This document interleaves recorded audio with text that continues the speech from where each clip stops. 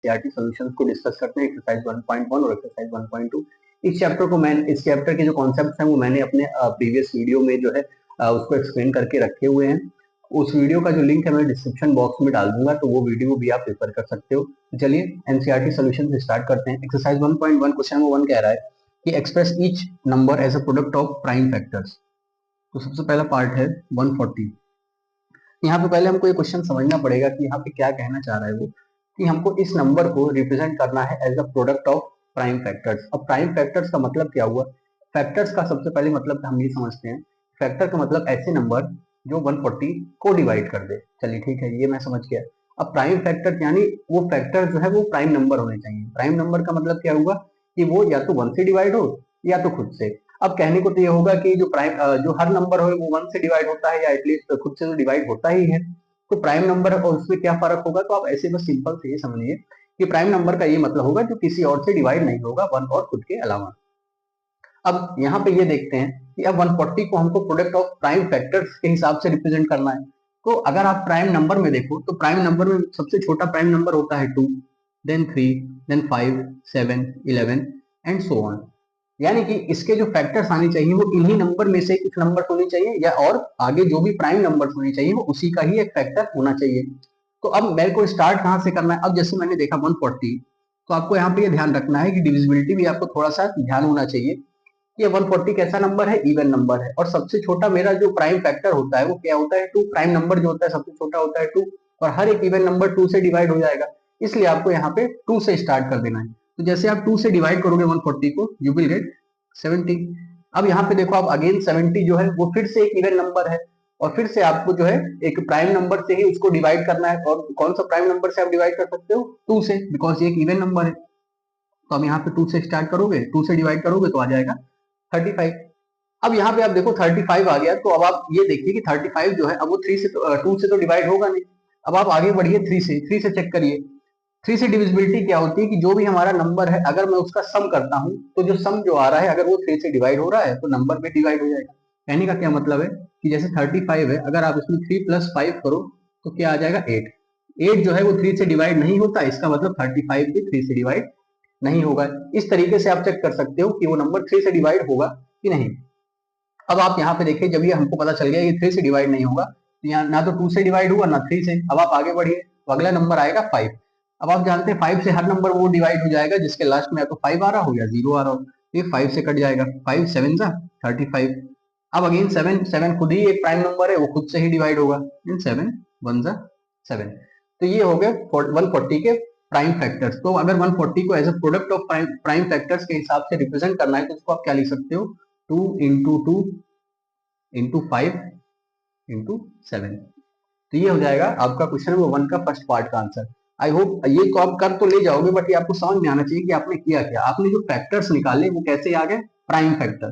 तो इसी को क्या कहते हैं? या तो प्राइम फैक्टराइजेशन भी आप इसको कह सकते हो, या तो इसको ऐसे कह सकते हो the product of prime factors. यानी कि ये जो फैक्टर्स हैं यानी ऐसे नंबर जो 140 को डिवाइड कर देंगे, और ये कैसे नंबर्स हैं? यहाँ पे प्राइम नंबर्स हैं, इसीलिए इसको क्या कहा जाता है? प्रोडक्ट ऑफ प्राइम फैक्टर्स या प्राइम फैक्टराइजेशन।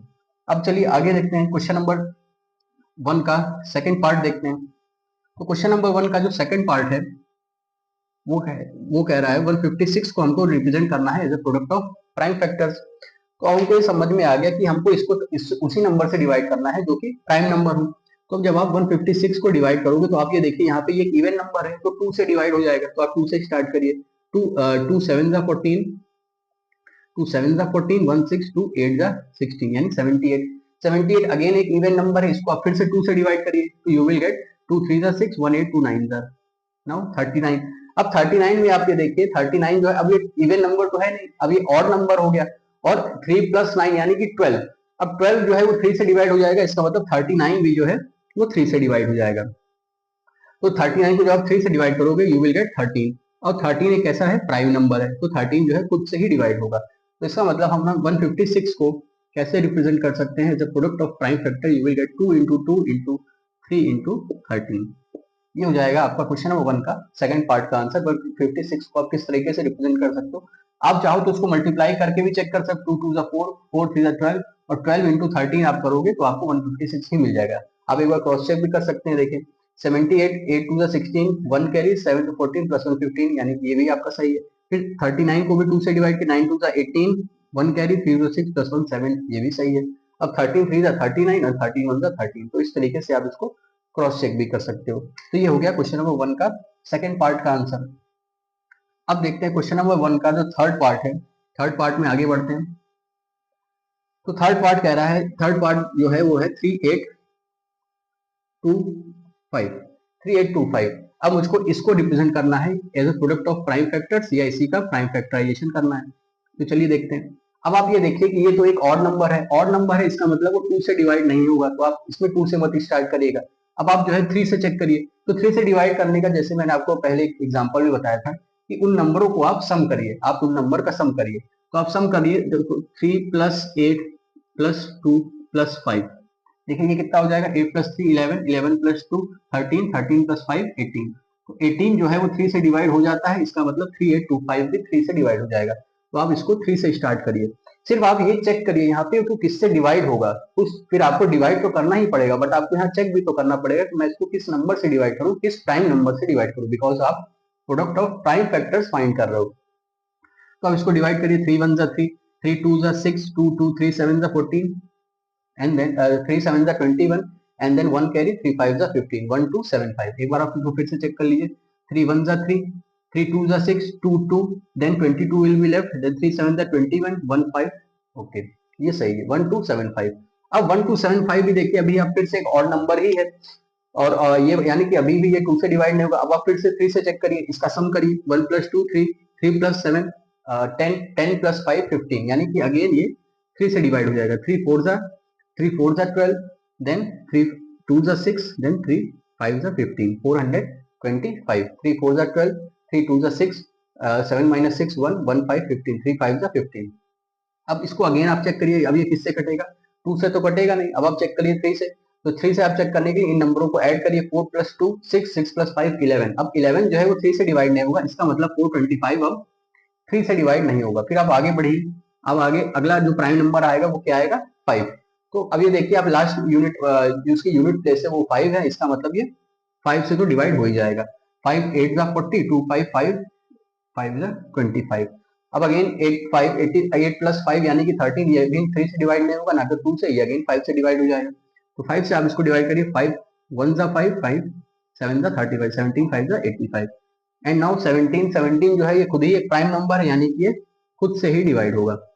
तो ये हो गया आपका प्राइम फैक्टराइजेशन ऑफ 3825। तो 3825 को आप क्या लिख सकते हो, 3 इंटू 3 इंटू 5 इंटू 5 इंटू 17, या अगर आप इसको और शॉर्ट में लिखना चाहो तो आप लिख सकते हो 3 का square plus 5 square into 17, 3 square plus into 5 square into 17। ये हो जाएगा आपका क्वेश्चन नंबर फर्स्ट का थर्ड पार्ट का सॉल्यूशन 3825 का as a product of prime factors. चलिए आगे देखते हैं, नेक्स्ट पार्ट को डिस्कस करते हैं। नेक्स्ट पार्ट है क्वेश्चन नंबर 1 का फोर्थ पार्ट, और नंबर है हमारा 5005। अब यहाँ पे हम ये चेक करते हैं कि हम इस नंबर का प्राइम फैक्टराइजेशन कैसे करेंगे। तो आप यहाँ पे देखिए 5005, तो ये जो नंबर है आपका 5005 जो है, अब आप यहाँ पे देखिए कि ये तो पहले तो ऑड नंबर है, इसका मतलब ये 2 से तो डिवाइड होगा नहीं। अब 3 से आप चेक करिए, 3 से चेक करने के लिए जैसे मैंने आपको बताया इन नंबरों को ऐड करिए। तो 5 प्लस 5 10, यानी कि वो 10 जो है 3 से डिवाइड नहीं होता, इसका मतलब ये 3 से भी डिवाइड नहीं होगा। फिर आप आगे बढ़िए, 5 से कट जाएगा बिकॉज यूनिट प्लेस पे क्या है 5। तो इस तरीके से आपको चेक करना है कि किस प्राइम नंबर से कटेगा, बिकॉज हमको जो फैक्टर्स है वो प्राइम नंबर ही होने चाहिए।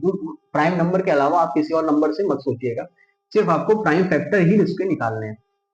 तो आप इसको जब 5 से डिवाइड करोगे यू विल गेट 1001। अब 1001 अगेन ना तो 2 से डिवाइड होगा बिकॉज ये ऑड नंबर है, और इसका सम करोगे आप 2 आएगा, वो 3 से भी डिवाइड नहीं होगा। अब आप आगे चेक करिए, अब ये 5 से भी डिवाइड नहीं होगा बिकॉज इससे यूनिट प्लेस पे क्या है 1 आ गया है, इसका मतलब अब ये 5 से भी डिवाइड नहीं होगा। 5 से डिवाइड वही नंबर होते हैं जिनके लास्ट में या तो 0 आ रहा हो या 5 आ रहा हो। अब यानी इसका मतलब आपको नेक्स्ट नंबर से चेक करना होगा 7। तो 7 की डिविजिबिलिटी तो होती है अलग, बट अब उस डिविजिबिलिटी रूल को लगाने से अच्छा आप इसको 7 से डिवाइड करके ही देखो। तो जब आप ऐसे रफ वर्क में इसको 7 से डिवाइड करके देखो, 7 1 जा 7, 3 0, 7 4 जा 28, देन 2 1, 7 3 जा 21, यस। 1001 जो है ये 7 से डिवाइड हो जाएगा, और जब 7 से आप डिवाइड करोगे यू विल गेट 143। अब 143 आप देखिए अगेन 2 से नहीं कटेगा, 3 से 4 प्लस 1 5 प्लस 5 प्लस 3 8, यानी 8 जो है 3 से भी डिवाइड नहीं होता, इसका मतलब 143 3 से भी नहीं कटेगा, वो 5 से भी नहीं कटेगा बिकॉज इसके यूनिट प्लेस पे 3 है, ना तो 5 है ना 0। अब आप 7 से चेक करिए, 7 2 जा 14 but you will left with 3, तो 3 तो है जो 7 से डिवाइड होगा नहीं, इसका मतलब अब 143 जो है अब वो 7 से भी डिवाइड नहीं होगा। अब आपको आगे बढ़ना पड़ेगा, अब आपका नेक्स्ट प्राइम नंबर जो है, नेक्स्ट प्राइम नंबर कौन सा होता है 11। अब आप 11 से चेक करिए, तो 11 से आप इसको जब डिवाइड करोगे 11 1 सा 11, you will left with 3 3 3 33, yes, तो 11 से डिवाइड हो जाएगा, तो 11 1 सा 11 एंड 11 3 सा 33, 13 अगेन एक प्राइम नंबर है, यानी कि वो खुद से ही डिवाइड हो जाएगा। तो इसका मतलब 5005 के जो प्राइम फैक्टर्स आ जाएंगे, प्रोडक्ट ऑफ प्राइम फैक्टर्स, वो क्या आ जाएंगे 5 7 11 और 13। तो इसको जब आप रिप्रेजेंट करोगे as a product of prime factors, तो you will get 5 into 7 into 11 into 13। ये हो जाएगा आपका क्वेश्चन नंबर 1 का फोर्थ पार्ट का आंसर, कि 5005 को आप किस तरीके से प्रोडक्ट ऑफ प्राइम फैक्टर्स में रिप्रेजेंट कर सकते हो, 5 इंटू 7 इंटू 11 इंटू 13। अब चलिए आगे बढ़ते हैं, आगे देखते हैं क्वेश्चन नंबर 1 का जो लास्ट पार्ट है, फिफ्थ पार्ट है 7429। इसको एक बार आप क्रॉस चेक कर लीजिए, ये 7429। अब यहाँ पे आप देखिए कि 7429, अब सेम आपको फिर वैसे ही स्टार्ट करना पड़ेगा, जितने भी प्राइम नंबर है उसको आपको सोचना पड़ेगा, 2 3 5 7 11 13 17 19 एंड सो ऑन। अब देखिए सबसे पहले हम चेक करते हैं क्या ये नंबर 2 से कटेगा, तो अब यहाँ पे देखिए इसकी यूनिट प्लेस पे 9 है, यानी कि एक ऑड नंबर है, इसका मतलब कि 2 से तो नहीं कटेगा। अब 3 से चेक करने का मतलब क्या है, इन नंबरों का आप सम करिए, तो 7 प्लस 4 11, 11 प्लस 2 13, 13 प्लस 9 22, और 22 जो है वो 3 से डिवाइड नहीं होता, इसका मतलब ये नंबर 3 से भी डिवाइड नहीं होगा। 5 से वही नंबर डिवाइड होते हैं जिनके यूनिट प्लेस पे या तो 5 हो या तो 0 हो, इसका मतलब ये 5 से भी डिवाइड नहीं होगा। फिर आप आगे बढ़िए, अब 7 से आप इसको डिवाइड करके चेक करिए, 7 1 7 and then 7 6 are 42 and you will left with 9 और 7 1 are 7, तो इसका रिमाइंडर कुछ आ जाएगा, यानी कि 7 से भी डिवाइड नहीं होगा।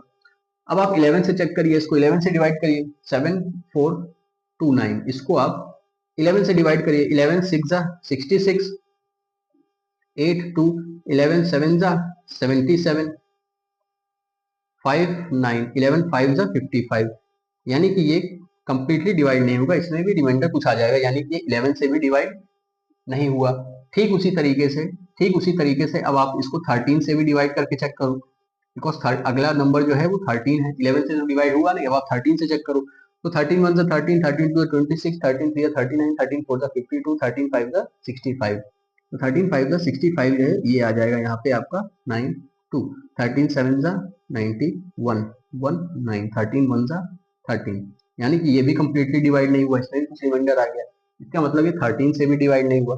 अब आगे बढ़ते हैं, अब अगला जो प्राइम नंबर है वो कौन सा है 17। तो इस तरीके से आपको चेक करना पड़ेगा, बिकॉज आपको इसमें प्रोडक्ट ऑफ प्राइम फैक्टर्स बताने हैं, तो इसका मतलब जिन नंबरों से डिवाइड होगा वो प्राइम नंबर ही होने चाहिए, तो 13 से डिवाइड नहीं हुआ। अब आगे बढ़ते हैं 17, तो यहाँ पे आप देखिए 17 की टेबल पढ़िए, 17 1 17, 17 2 34, 17 3 51, 17 4 68, 17 4 कितना आया 68 आया। अब आप इसको माइनस करोगे तो आ जाएगा 6 2, then 17 3 51 119, 17 7 119, यस, ये जो है 17 से डिवाइड हो गया, इसका मतलब जो सबसे पहला प्राइम नंबर आया वो क्या आया 17, और डिवाइड करने पे क्या आया 437।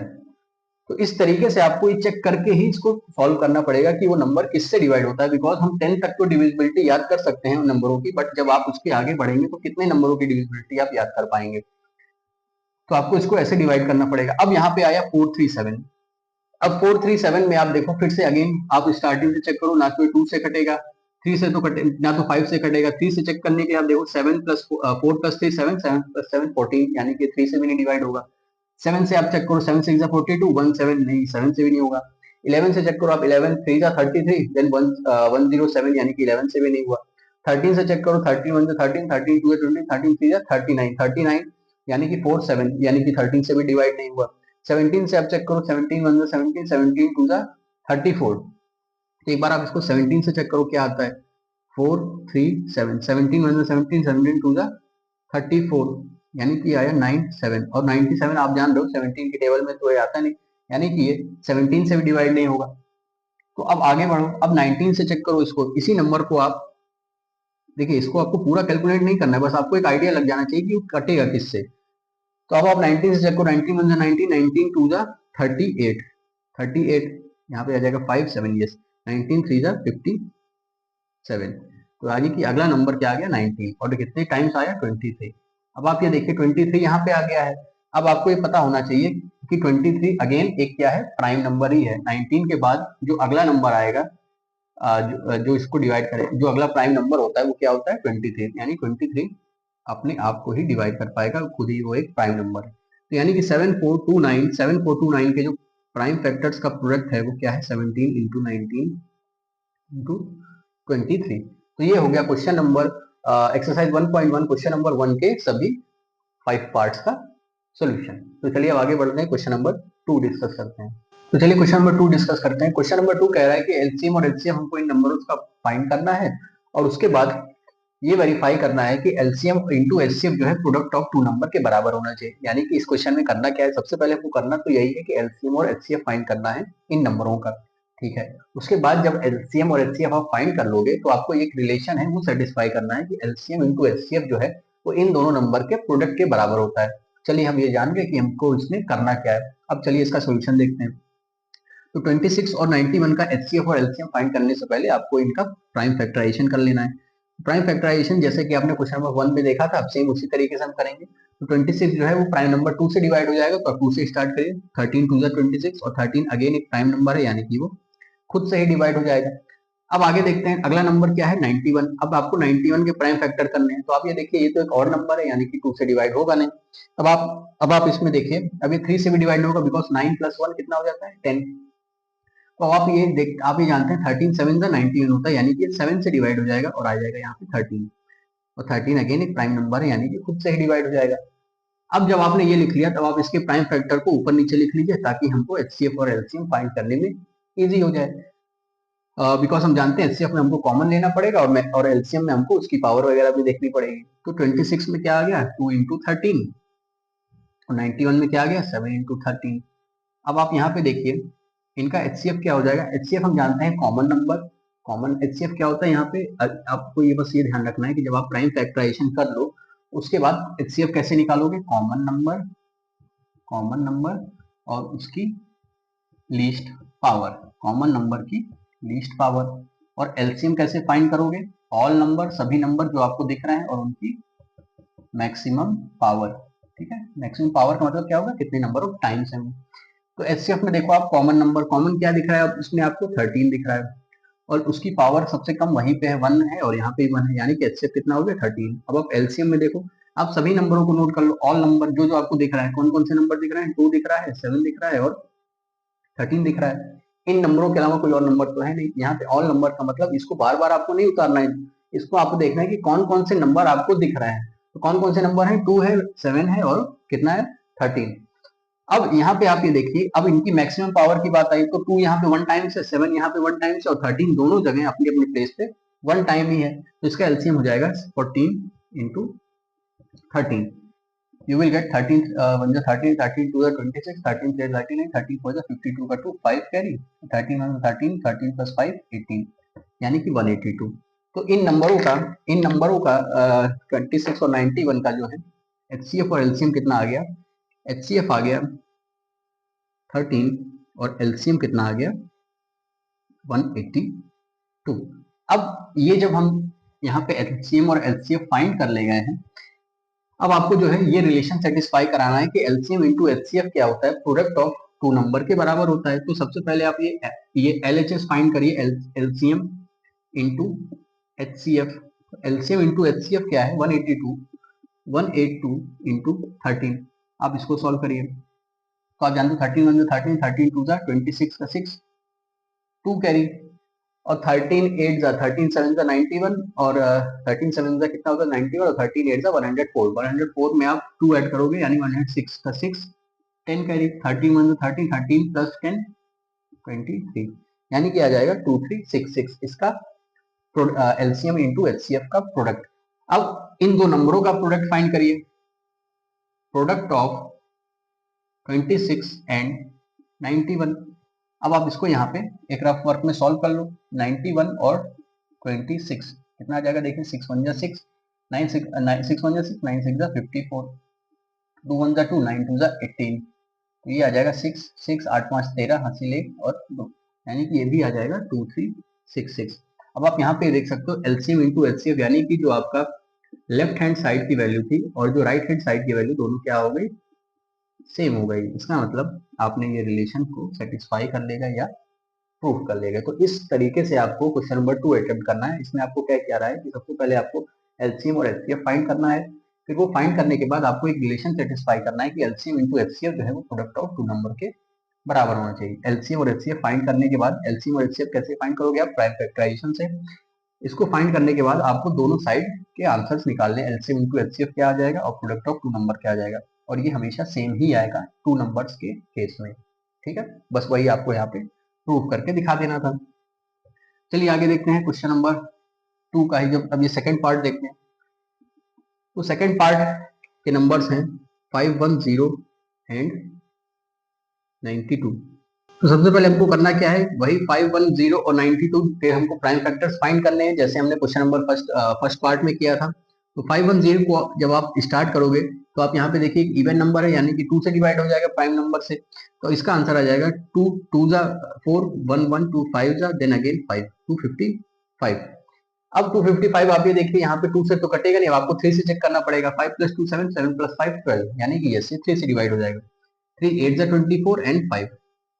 अब 85 जो है ना तो 2 से कटेगा ना 3 से, अब ये 5 से कट जाएगा, और कितने टाइम 17, बिकॉज 17 5 जा 85 और 17 एक प्राइम नंबर है, तो ये खुद से ही डिवाइड होगा। 17 1 जा 17। अब आप यहाँ पे देखिए 92 के आप प्राइम फैक्टर फाइंड करिए, तो 2 से डिवाइड करेंगे तो आ जाएगा 46, 2 से अगेन डिवाइड करिए यू विल गेट 23। अब 23 एक प्राइम नंबर है तो ये खुद से ही डिवाइड होगा, तो ये हो गया इसका प्राइम फैक्टराइजेशन। अब आगे देखते हैं इनके हम एचसीएफ और एलसीएम फाइंड करते हैं। तो 510 का आया 2 × 3 × 5 × 17, और 92 का आया 2 × 2 × 23। अब एचसीएफ की बारी आई, तो एचसीएफ में जैसे हमने फर्स्ट पार्ट में देखा था कॉमन नंबर आपको फाइंड करनी है, तो कॉमन आप यहाँ पे देखिए क्या है, 2 है, और उसके अलावा कुछ कोई और नंबर आपको कॉमन नहीं देखा। 3 यहाँ पे है, यहाँ नहीं है, 5 यहाँ है, यहाँ नहीं है, 23 यहाँ है, यहाँ पे नहीं है, 17 यहाँ है, यहाँ पे नहीं है, यानी कि सिर्फ 2 ही आया, और जो मैक्सिमम जिसकी जो मिनिमम पावर है वो कितनी है, 1। तो इसका एचसीएफ हो गया 2। और एलसीएम फाइंड करते हैं, तो एलसीएम में आपको सभी नंबर नोट कर लेने, कितने कितने हैं, 2 है, 3 है, कौन कौन से नंबर है, 2 है, 3 है, 5 है, 17 है और 23 है। अब यहाँ पे आपको इसकी मैक्सिमम पावर देखनी है, तो 2 जो है 2 की पावर 2 यहाँ पे मैक्सिमम है इस यहाँ 92 के फैक्टर में, बाकी 3 1 टाइम है, 5 1 टाइम है, 23 1 टाइम है और 17 भी 1 टाइम है। तो आप जब इसको सॉल्व करोगे आ जाएगा 2 की पावर 2, यानी कि 4 4 3 12 12 5 60, 60 × 17 × 23। इसको आप सॉल्व करिए तो आ जाएगा 17 17 0 0 17 0 0, देन 17 5 85 एंड देन 17 6 102। ठीक है, 102 × 23। अब आपको ये सॉल्व करना है, तो इसको आप एक रफ वर्क में सॉल्व कर लो। 1020 × 23 30603, देन 0402, ओके 06432, ये आ जाएगा आपका एलसीएम। एलसीएम कितना आ गया, 23460। अब इसका हमको एचसीएफ पता चल गया और एलसीएम पता चल गया। एचसीएफ कितना आया, 2, और एलसीएम क्या आया, 23460। ठीक है, देखिए इसका मतलब क्या हो रहा है कि एचसीएफ का मतलब हो रहा है कि ऐसा नंबर जो इनको डिवाइड करे और सबसे बड़ा नंबर जो कॉमन हो, यानी कि 2 ही सबसे बड़ा नंबर है जो इनको डिवाइड कर रहा है। और एलसीएम का मतलब हुआ एक सबसे छोटा वो नंबर जो इन नंबरों से डिवाइड हो जाए। तो 23460 सबसे छोटा नंबर है जो इन दोनों नंबरों से डिवाइड हो जाए, कॉमन हो जाए, तो ये होता है एचसीएफ और एलसीएम का मतलब। अब जब आपने एचसीएफ और एलसीएम फाइंड कर लिया, अब आपको यहाँ पे उसका रिलेशन सेटिस्फाई करना है। तो रिलेशन आप देखिए, रिलेशन क्या था कि एलसीएम इंटू एचसीएफ, ये रिलेशन था एलसीएम इंटू एचसीएफ। तो सबसे पहले आप ये फाइंड करिए, 23460 इंटू 2, इसको आप सॉल्व करिए। 2 0 0, 6 2 12, 1 कैरी, 4 2 8 +1 9, 3 2 6, 2 2 4, ये आ गया आपका एलसीएम इंटू एचसीएफ। अब आपको प्रोडक्ट फाइंड करना है। प्रोडक्ट किसका फाइंड करना है, प्रोडक्ट ऑफ 510 एंड 92। तो इसमें आप एक काम करिए कि आप सबसे पहले 51 इंटू 92 का आंसर फाइंड करिए, जो भी आएगा उसमें लास्ट में हम 0 ऐड कर देंगे या 0 लगा देंगे। तो आप यहाँ पे देखिए 51 और 92, तो 2 1 जा 2, 2 5 जा 10, 9 1 जा 9, 9 5 जा 45, यानी कि 2964। यस, ये आ गया, कितना आया इनका 4692, और एक 0 और लगा दीजिए आप, बिकॉज हमने ये इंक्लूड नहीं किया था यहाँ मल्टीप्लिकेशन में। और हम भी जानते हैं कि किसी भी नंबर के लास्ट में अगर 0 है तो फाइनल आंसर में हमको 0 एक आगे बढ़ा देना है। तो ये आ गया इसका प्रोडक्ट। अब आप यहाँ पे देखिए कि जो आपका लेफ्ट हैंड साइड था उसकी वैल्यू भी यही आई 46920, और आपका जो राइट हैंड साइड था, राइट हैंड साइड का मतलब ये प्रोडक्ट ऑफ टू नंबर, वो भी यही आया 46920। इसका मतलब ये दोनों क्या है, बराबर है। तो ये आपने रिलेशन यहाँ पे सेटिस्फाई कर लेगा। तो इस तरीके से आप क्वेश्चन नंबर 2 का जो सेकंड पार्ट है उसको अटेम्प्ट कर सकते हो कुछ इस तरीके से। चलिए आगे बढ़ते हैं, क्वेश्चन नंबर 3 डिस्कस करते हैं। तो क्वेश्चन नंबर 2 का जो थर्ड पार्ट है वो है 3, 3, 6 एंड 54।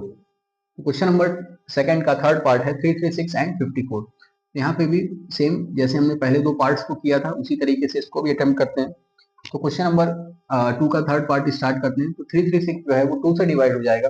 2 1 जा 2, 1 3, 2 6 जा 12, 1 6, 168, 2 से डिवाइड करिए 84, 2 से डिवाइड करिए 42, 2 से डिवाइड करिए 21।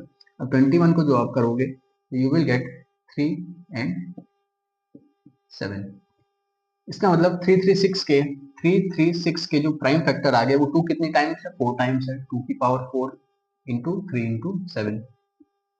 अब आप यहाँ पे 54 का देखिए, 54 का करते हैं तो ये हो जाएगा 2 इंटू 27, और 27 हम जानते हैं 27 क्या हो जाता है 3 की पावर 3, या एक बार आप इसको यहाँ सॉल्व भी कर सकते हो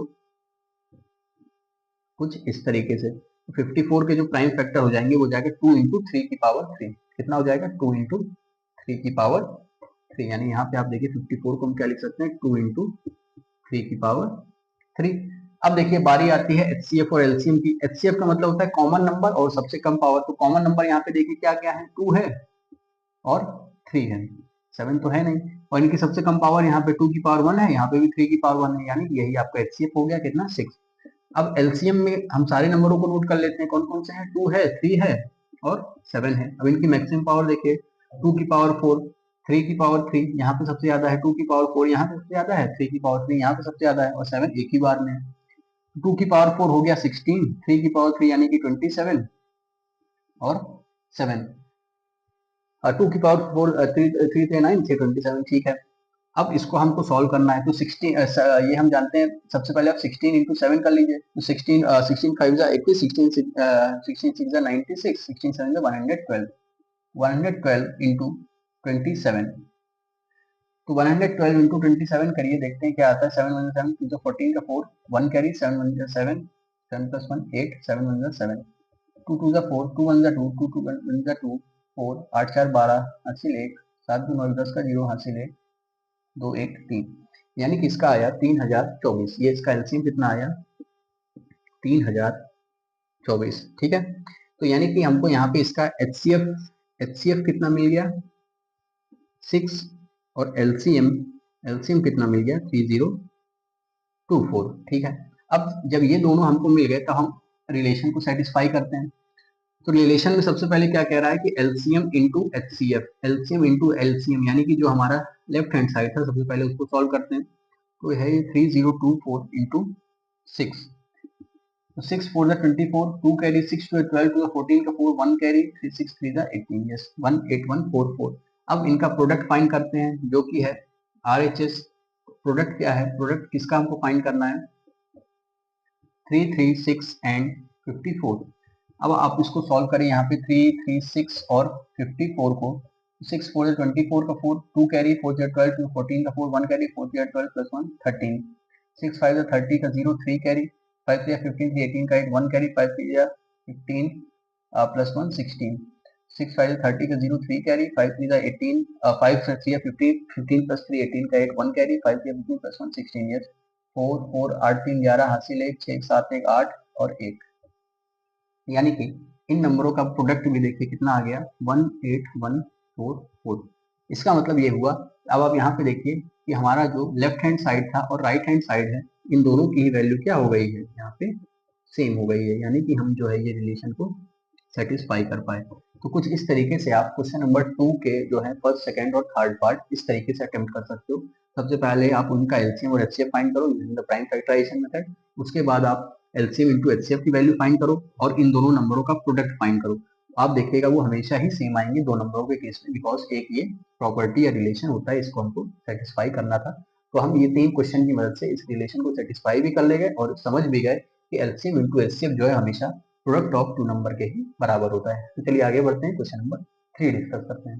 तो क्वेश्चन नंबर 3 कह रहा है कि find the LCM and HCF of the following integers या 5 प्राइम फैक्टराइजेशन मेथड की हेल्प से। मैंने यहाँ पे पूरा क्वेश्चन नहीं नोट किया, बस वो कहना क्या चाह रहा है कि find the LCM and HCF of the following by prime factorisation method. तो अभी तक हमने क्वेश्चन नंबर 1 और 2 में देखा कि एलसीएम और एचसीएफ हम वहाँ पे 2 नंबर का फाइंड करते थे using the prime factorisation method. तो सेम तरीका अब यहाँ पे हमको 3 नंबर्स के लिए भी अप्लाई करना है, जो लॉजिक है वो सेम ही रहेगा। तो सबसे पहले हमको करना क्या है कि 12, 15 और 21 के हमको प्राइम फैक्टर फाइंड कर लेने हैं। तो 12 का हम जानते हैं 2 से डिवाइड हो जाएगा तो 6 आ जाएगा, 2 से अगेन 3, देन 3 1। 15 का फाइंड करिए तो 15 3 से डिवाइड हो जाएगा, 3 5 से 15 एंड 5 1 से 5। एंड 21 भी 3 से डिवाइड हो जाएगा 7 times and 7 is a prime number. तो इसका मतलब हमको ये पता चला कि 12, 15 और 21 के जो प्राइम फैक्टर है वो कौन कौन से हैं। 12 के हो गए 2 इंटू 2 इंटू 3, 15 के क्या हो गया 3 इंटू 5 और 21 का हो गया 3 इंटू 7। तो सबसे पहले हमने क्या करना है, हमें तो प्राइम फैक्टराइजेशन तो करना ही है। तो सबसे पहले आप सभी नंबरों का प्राइम फैक्टराइजेशन कर लीजिए, चाहे आपको 2 नंबर गिवन हो, चाहे 3 नंबर गिवन है, चाहे 4, कितने भी नंबर हैं उनका आप एलसीएम और एचसीएफ फाइंड कर सकते हो using the prime factorisation method. तो सबसे पहले आपको करना क्या है कि उन तीनों नंबर के आपको प्राइम फैक्टर्स फाइंड कर लेने हैं, प्राइम फैक्टराइजेशन कर लेना है या प्रोडक्ट ऑफ प्राइम नंबर्स के फॉर्म में उनको रिप्रेजेंट कर देना है। अब जैसे कि मैंने आपको क्वेश्चन नंबर 2 में ही बताया था कि एचसीएफ का मतलब क्या होता है कि कॉमन नंबर और लीस्ट पावर, ये आपको रिमेंबर रखना है। कॉमन नंबर, लीस्ट पावर, और एलसीएम में ऑल नंबर और हाईएस्ट पावर या मैक्सिमम पावर आप कह सकते हो। देखिए, आप इसको करने से पहले आपको मन में ये ध्यान लगा लेना चाहिए या अच्छे से मन में बैठा लेना चाहिए कि एचसीएफ और एलसीएम का मतलब क्या है। एचसीएफ का मतलब ऐसा फैक्टर जो कॉमन है तीनों में या दोनों नंबरों में, जितने भी नंबर गिवन है, और वो सबसे बड़ा हो, यानी कि ऐसा नंबर जो सबसे बड़ा नंबर जो इन तीनों को डिवाइड कर दे। फैक्टर का मतलब क्या होता है, ऐसा नंबर जो डिवाइड कर दे इनको।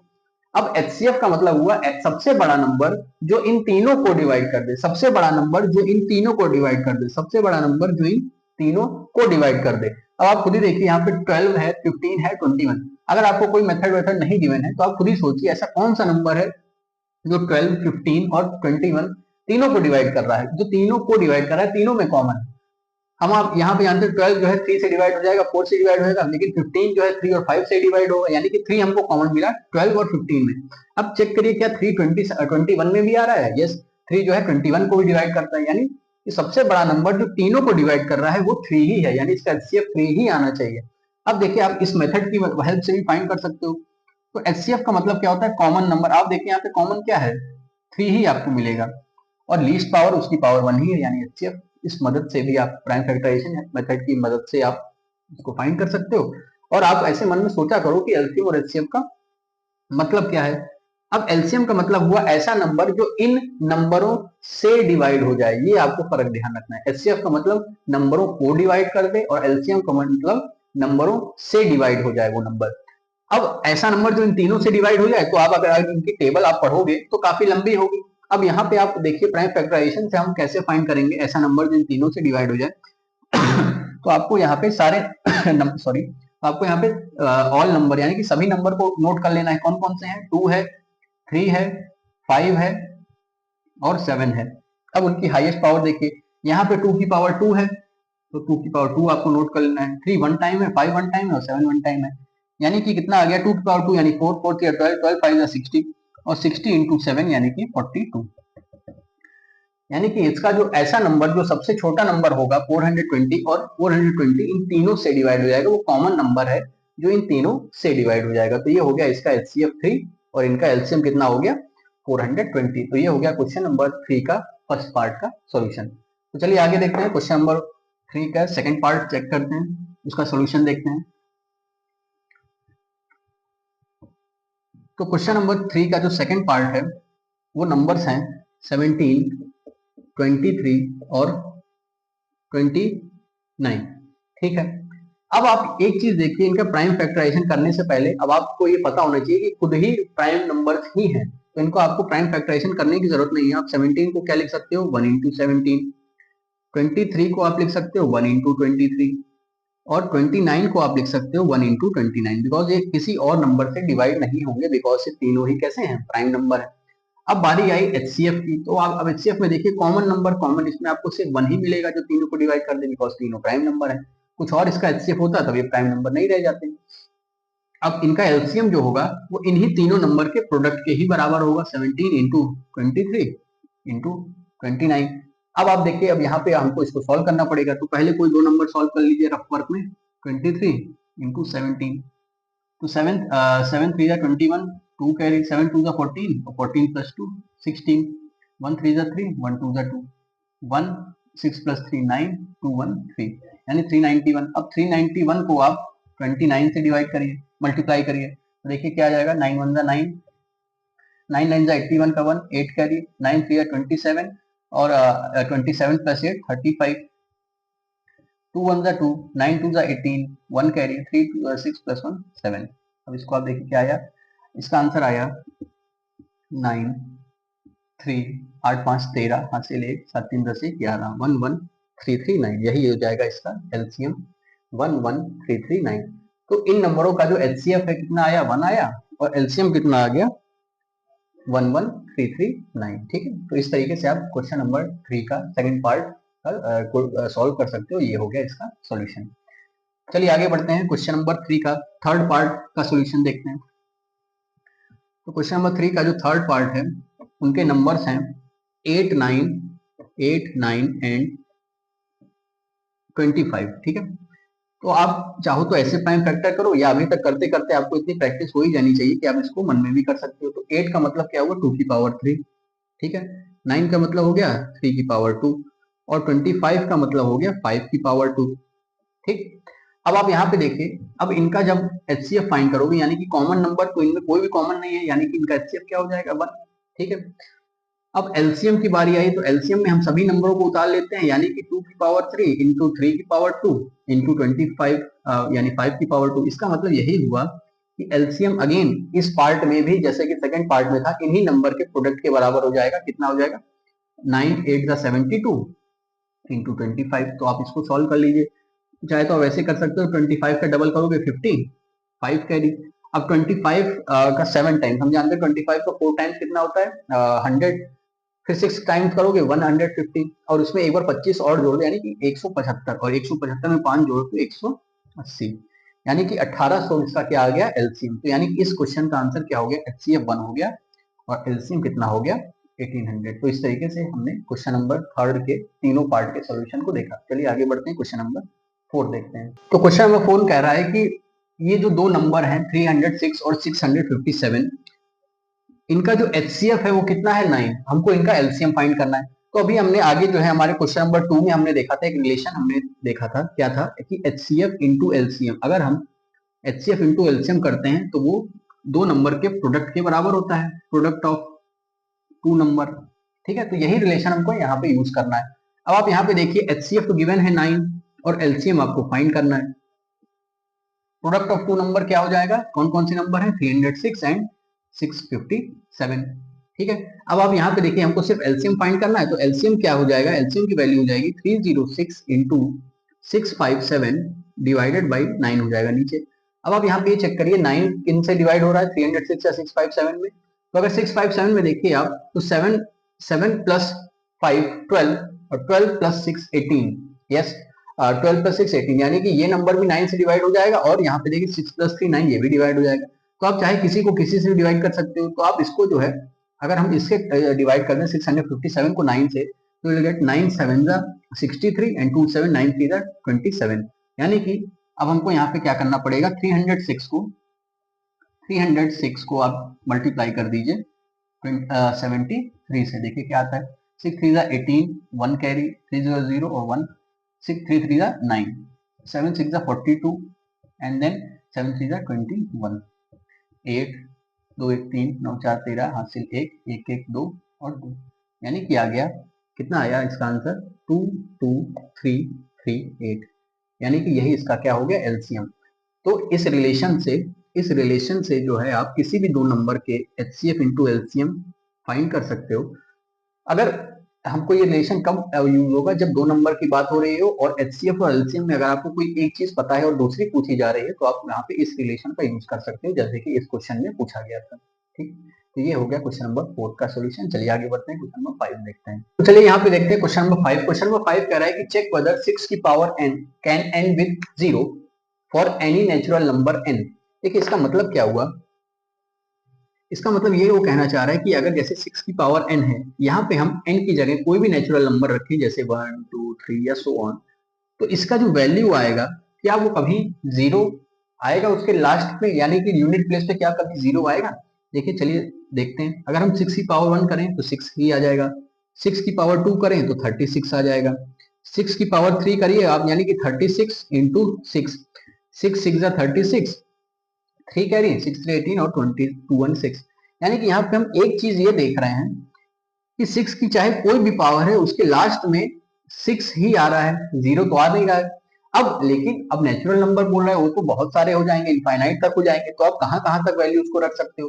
तो आप अगर ऐसे इसको सॉल्व करोगे तो ये आधा ही सही होगा, बिकॉज आप कहाँ तक इसको लिख के दिखाओगे 6 की पावर 4 5 6 6 की पावर 7 6 की पावर 10 6 की पावर 100, तो ऐसे तो इसका सॉल्यूशन निकलेगा नहीं। अब यहाँ पे आप एक चीज ये देखिए कि कोई नंबर अगर जीरो से डिवाइड होता है, जीरो से एंड होता है, for example 10 20 200 and so on, इसमें आप एक चीज ये देखिए कि ये नंबर जो है अगर इनका प्राइम नंबर कौन कौन से प्राइम नंबर से कट जाएगा, यानी कि 2 से कटता है, 5 से कटता है, 20 भी हो गया 4 इंटू 5 यानी कि 2 into 2 into 5 and so on, ऐसे ही आगे भी नंबर होंगे। इसका मतलब हम ये देख पा रहे हैं अगर किसी भी ऐसे नंबर जो जिसके लास्ट में जीरो आ रहा है वो 2 और 5 इन दोनों से ही वो डिवाइड होते हैं, यानी कि 2 से भी डिवाइड होना चाहिए और 5 से भी डिवाइड होना चाहिए। 2 से तो होगा ही बिल्कुल क्योंकि वो एक इवन नंबर हो जाएगा जिसके लास्ट में जीरो आ रहा होगा, और 5 से भी जरूर डिवाइड होगा बिकॉज लास्ट में क्या आ रहा है जीरो, और जीरो हम जानते हैं 5 से होगा। आप डायरेक्ट ये भी कह सकते थे कि 10 से भी डिवाइड हो जाएगा, 10 से डिवाइड हो रहा है कि हम डायरेक्टली ऐसे चेक कर लें, बट 10 क्या है एक प्राइम नंबर नहीं है, तो हमको अगर इसके प्रोडक्ट ऑफ प्राइम फैक्टर्स में हम इसको डिवाइड कर दें तो और इजी हो जाता है हमारे लिए चेक करना। तो इसका मतलब ये हुआ कि जो भी नंबर जिसकी पावर n आ रहा है अगर लास्ट में वो जीरो आ रहा है, इसका मतलब वो 2 और 5 दोनों से डिवाइड होना चाहिए, यानी कि उसके प्राइम फैक्टर जो है 2 और 5 जरूर आने चाहिए। तो अगर हम 6 के प्राइम फैक्टर देखें तो क्या होता है 2 इंटू 3, यानी कि 2 तो आ रहा है बट 5 नहीं आ रहा, 5 तो आया नहीं, इसका मतलब ये 5 से डिवाइड नहीं होगा कभी भी, चाहे 6 की आप कोई भी पावर रख दो। ठीक है, यहाँ पे आप मतलब समझो इसका, बिकॉज 6 के प्राइम फैक्टर क्या है 2 इंटू 3, तो ये कभी भी इसके लास्ट में जीरो क्यों नहीं आएगा, बिकॉज इसका 5 जो है 5 इसका एक प्राइम फैक्टर नहीं है। कहने का क्या मतलब है कि जैसे 6 की पावर n की जगह 10 की पावर n होता, तो अब आप n की कोई भी वैल्यू रखो वो आ जाएगा 10 100 एंड सो ऑन, इसके लास्ट में जीरो जरूर आएगा बिकॉज इसके प्राइम फैक्टर में 2 और 5 दोनों ही आ रहे हैं, और 6 की पावर n में 6 के जो फैक्टर है वो 2 और 3 ही है, 5 नहीं है। इसका मतलब 6 की आप कोई भी पावर रखो वो कभी भी 5 से डिवाइड नहीं होगा, और जब वो 5 से डिवाइड नहीं होगा इसका मतलब उसके लास्ट में कभी जीरो आ ही नहीं सकता, बिकॉज जो भी नंबर जिसके लास्ट में जीरो आ रहा है वो 5 से डिवाइड जरूर होगा। इसलिए आप यहाँ पे इसको एक्सप्लेन कर सकते हो कुछ एग्जाम्पल देके, और उसके बाद ये जो आपका मेन रीजन हो जाएगा, बिकॉज 6 के जो प्राइम फैक्टर है वो 2 और 3 है और 5 उसका प्राइम फैक्टर नहीं आ रहा है, इसका मतलब 6 की पावर n कोई भी आप n नेचुरल n की जगह कोई भी आप नेचुरल नंबर रख दो उसके लास्ट में कभी भी जीरो नहीं आएगा। तो ये हो गया क्वेश्चन नंबर 5 का सॉल्यूशन। इसमें आप इसको किस तरीके से अटेम्प्ट कर सकते हो, आप यहाँ पे एक एग्जांपल देके भी समझा सकते हो। फॉर एग्जांपल 10 की पावर n वो डिवाइड वो लास्ट में उसके जीरो आएगा, बट 6 की पावर n में कभी भी लास्ट में जीरो नहीं आएगा अगर n की जगह कोई भी आप नेचुरल नंबर रख दो। तो ये हो गया क्वेश्चन नंबर 5 का सॉल्यूशन। चलिए आगे देखते हैं क्वेश्चन नंबर 6। क्वेश्चन नंबर 6 कह रहा है कि एक्सप्लेन वाई एक ये नंबर एंड एक ये नंबर कंपोजिट नंबर होंगे। देखिए कंपोजिट नंबर और प्राइम नंबर हमको पहले पता होना चाहिए क्या होते हैं। तो प्राइम नंबर ऐसे नंबर हैं जो या तो 1 से डिवाइड हो या खुद से, और अब नॉर्मली आप इसको समझो बिकॉज 1 से और खुद से तो हर नंबर डिवाइड होता है, तो क्या फर्क हो प्राइम नंबर का मतलब आप ऐसे मन में बैठा लो कि किसी से और से नहीं डिवाइड होगा, किसी कोई भी उसका एक फैक्टर नहीं हो सकता, उसका वो किसी से डिवाइड नहीं होता। और कंपोजिट नंबर मतलब वो किसी ना किसी एक नंबर से तो जरूर डिवाइड होगा, यानी कम से कम उसका एक फैक्टर जरूर आना चाहिए। तो अभी यहाँ पे आप देखिए, अगर मैं इनके कोई एक फैक्टर बता ले जाऊं, यानी कि वो एक कंपोजिट नंबर हो जाएगा, प्राइम नंबर नहीं रह जाएगा। तो आइए देखते हैं। अब अगर आप पहले नंबर को देखो यहाँ पे, तो है 7 इंटू 11 इंटू 13 और प्लस 13, यानी कि यहाँ पे एक ये टर्म है और प्लस के पहले एक टर्म है, प्लस के बाद दूसरा टर्म है यहाँ पे। और यहाँ पे एक चीज आप ध्यान से देखो कि दोनों ही टर्म्स में 13 कॉमन है, तो इसको मैं कुछ इस तरीके से लिख सकता हूँ, 13 इंटू 11 इंटू 1 और प्लस 1। ठीक है, पहले वाले टर्म में मैंने 13, पहले वाले टर्म में देखो, आप कंफ्यूज मत होइए, ब्रैकेट में सबसे पहले वाला टर्म देखिए 13, तो ये ब्रैकेट सिर्फ इस टर्म के लिए है, 7 इंटू 11 इंटू 1।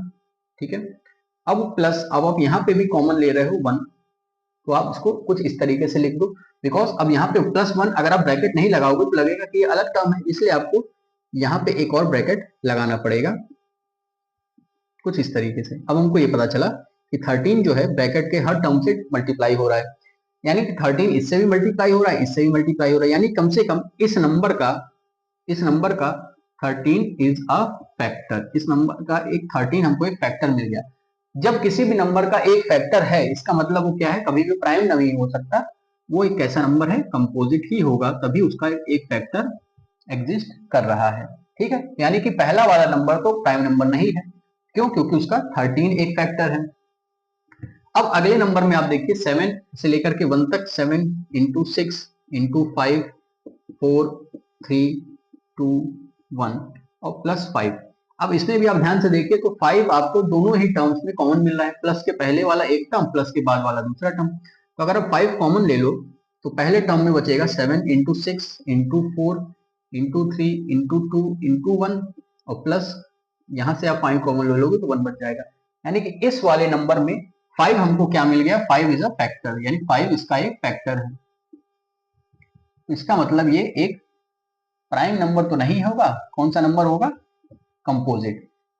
जिस भी नंबर का कोई फैक्टर नहीं है, सिर्फ 1 है और वो नंबर खुद है, तो वो कैसा नंबर है, प्राइम नंबर है। और जिस भी नंबर का 1 और खुद के अलावा कोई और भी एक फैक्टर आ गया, तो इसका मतलब वो कैसा नंबर है, कंपोजिट। यानी कि हमको ये पता चला कि जो पहला वाला नंबर था उसमें 13 उसका एक फैक्टर था, और जो दूसरा वाला नंबर है उसमें 5 उसका एक फैक्टर है। जब दोनों ही नंबर के एक एक फैक्टर एग्जिस्ट कर रहे हैं, इसका मतलब अब आपको ये नहीं देखना है कि 13 और 5 तो प्राइम नंबर है, ये नहीं, कहने का क्या मतलब है, ये एक फैक्टर है जो इस नंबर को डिवाइड कर रहा है, 13 इस नंबर को डिवाइड कर रहा है और 5 जो है इस नंबर को डिवाइड कर रहा है। ठीक है, ओरिजिनल नंबर तो बहुत बड़ा आ जाएगा दोनों में ही, तो अगर ये ओरिजिनल नंबर कुछ और है और ये किसी एक नंबर से डिवाइड हो रहा है 1 और खुद के अलावा, इसका मतलब ये कैसा नंबर हो गया, कंपोजिट नंबर। उसी तरीके से ये कैसा नंबर हो गया, कंपोजिट, भले ही उसका फैक्टर प्राइम नंबर है, लेकिन है तो उसका एक फैक्टर ही, यानी कि ये नंबर 5 से डिवाइड हो रहा है और ये नंबर 13 से डिवाइड हो रहा है, 1 और खुद के अलावा। ठीक है, तो इस वजह से कुछ ये जो है, ये नंबर जो है दोनों ही कैसे नंबर हैं, कंपोजिट नंबर है। तो इस तरीके से आप क्वेश्चन नंबर 6 अटेम्प्ट कर सकते हो, इसका सॉल्यूशन कुछ इस तरीके से आप लिख सकते हो क्वेश्चन पेपर में। चलिए आगे देखते हैं, अब क्वेश्चन नंबर 7 डिस्कस करते हैं। तो क्वेश्चन नंबर 7 कह रहा है कि there is a circular path around a sports field, Sonia takes 18 minute to drive 1 round while Ravi takes 12 minute to drive 1 round. ठीक है, suppose they start at the same time, तो वो लोग फिर कब मिलेंगे। कहने का क्या मतलब हुआ कि एक सर्कुलर फील्ड है, एक कोई सर्कुलर फील्ड है जिसमें सोनिया को उसका एक राउंड कंप्लीट करने में 18 मिनट लगता है। मान लीजिए उन्होंने सेम टाइम से स्टार्ट किया और वो इसके चक्कर लगा रही है, लगाते लगाते यहाँ पे आई वो, तो 18 मिनट उसको लगा। और वहीं रवि जो है काफी तेज ड्राइव कर रहा है, तो वो जल्दी आ गया, वो 12 मिनट पे। तो जब वो 12 मिनट पे यहाँ आया होगा तो सोनिया कहाँ रहेगी बताइए आप। जैसे कि कहने का क्या मतलब, पहले इस क्वेश्चन को समझिए कि उसको पूरा एक चक्कर लगाने में 18 मिनट लग रहा है, ठीक है, और रवि को 12 ही मिनट लग रहा है। यानी कि जब सोनिया यहाँ हो सकता है कहीं बीच में हो, पूरा राउंड कंप्लीट नहीं की है, तो ही रवि उसको क्या हो गया, आगे बढ़ गया है उससे। ठीक है, तो वो लोग कहीं पे भी मीट तो अभी किए नहीं होंगे। अब वो लोग कब मीट करेंगे, यानी कौन सा ऐसा कॉमन पॉइंट आएगा जब दोनों ही मीट कर जाएंगे। देखिए कहने का क्या मतलब हुआ, जैसे आप एक एग्जाम्पल, जैसे आपने बचपन के क्लासेस में पढ़ा होगा कि मान लीजिए लायन जो है वो 3 स्टेप लेता है एक बार में, 3 स्टेप्स। ठीक है, अगर शायद आप रिलेट कर पा रहे हो। और मंकी जो है वो 5 स्टेप्स लेता है। तो अगर लायन 3 स्टेप ले रहा है और मंकी जो है 5 स्टेप ले रहा है, तो वो कब जाके मीट करेंगे।